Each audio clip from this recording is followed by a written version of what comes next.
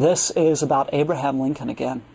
When he first ran for president, one of his arch nemesis was a man named Edwin Stanton.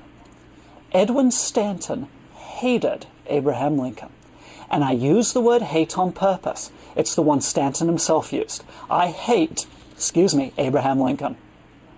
Stanton was a lawyer, a very good one and a successful one.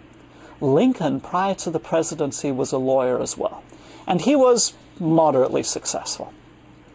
Stanton figured Lincoln was a miserable lawyer and thought he would be a terrible president, and he told this to everyone. At the time, Stanton was powerful enough that he had the ear of all the major newspapers across the country. He would constantly, publicly blast Lincoln, and it was usually printed in the country's newspapers. When Lincoln won the presidency, I think it made Stanton hate him just a little bit more. Despite all of that bad blood, when the Civil War rolled around, and Lincoln needed a good Secretary of War, he appointed Edwin Stanton to that position, because he saw some real talent in the man. One day, a congressman came to Lincoln and asked him to sign some kind of proposal or requisition form. Lincoln read it, he liked it, he signed it. He said, "This is good. I need you to go get Stanton's signature as well." Congressman runs over to Stanton's office. Stanton reads the proposal and says, "Well, this is stupid. I'm not signing this." The congressman said, "Well, Lincoln, our president, told me to get your signature." Stanton said, "Lincoln signed this. You go back and tell him he's a damned fool." You can bet the congressman ran back to Lincoln real quick. Lincoln, Stanton won't sign the proposal." Lincoln said, "Well, did you tell him I sent you?" Congressman said, "Yes." Lincoln said, What did he say?" The congressman shuffled his feet for a bit. And finally he said, "Well, sir, he called you a damned fool." Lincoln thought about that for a moment. Then he stood up and he said this, "Well, if Stanton said that, I should probably go see him, because he means what he says, and he's usually right."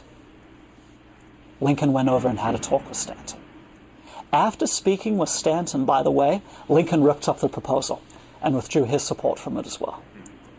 What I like about that story is Lincoln knew Stanton hated him, and Stanton did. In fact, Stanton continued to publicly berate Lincoln while he was serving in the office of Secretary of War. It was that bad. Lincoln knew Stanton was out to get him, and in some ways Stanton was. Yet Lincoln was ready to take feedback from a known public enemy, given in a rather tactless manner, and still treat it as a real gift.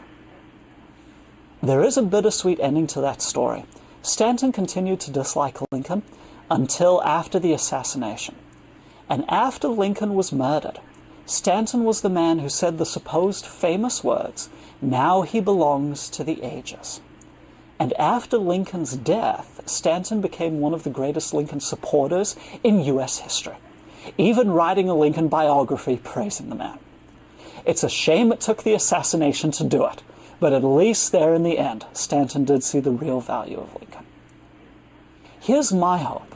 My hope is that we can take some of these tools and these principles to make a genuine difference in our own career, and to use feedback in a way that is just that much more effective.